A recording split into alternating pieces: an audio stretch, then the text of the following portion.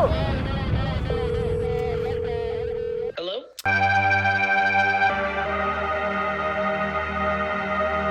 Towing is a shortcut. It is. We all know that. And I'll probably even trust to tow my grandmother into a big mezzanette shoulder. With a jet ski, you could barely be able to surf a 6-foot wave and then go get a 60-foot wave and win an award and get $100,000 or something.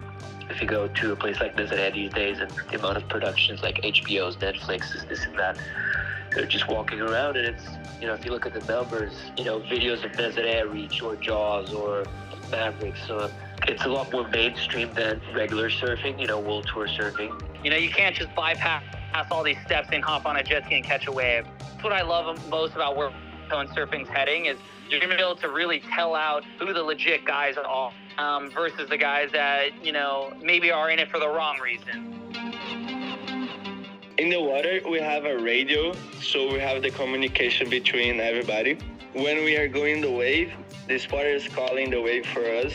He's saying to us, where is the sets coming, which wave is the biggest one, he thinks. And then when he say that, we just choose whatever we want. It's a threesome. The driver and the surfer are in constant communication, and the driver and the spotter are in constant communication.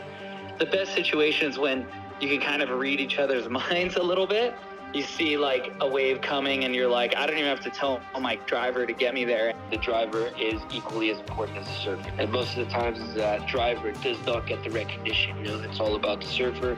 People claim that the surfer surfed the biggest wave, but the driver, he's doing more than 50% to getting you to the right wave. I think the hardest part for most surfers is overcoming the fact that you need to be able to read the waves way outside of where they're gonna break. And a place like Nazare, it's so technical. The only way to really figure that place out is to literally spend time there because it's unlike any other wave.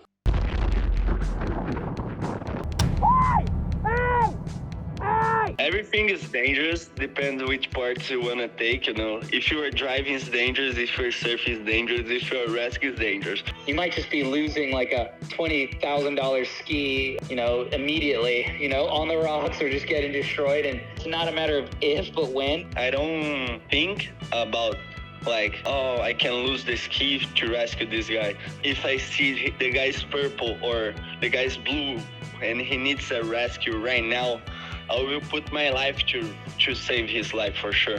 I really do love that about big wave surfing is just the camaraderie that it comes with. Alone, you're kind of insignificant, but together you can do insane things. I think the next era, the next phase is the turns, the performance, the aerials, riding a 60-foot wave like it's a 6-foot wave. And I think if that becomes the approach, only the legit guys will end up existing. I'd love to see what a John Florence could do on a tow board. You know what I mean? He's the best in the world.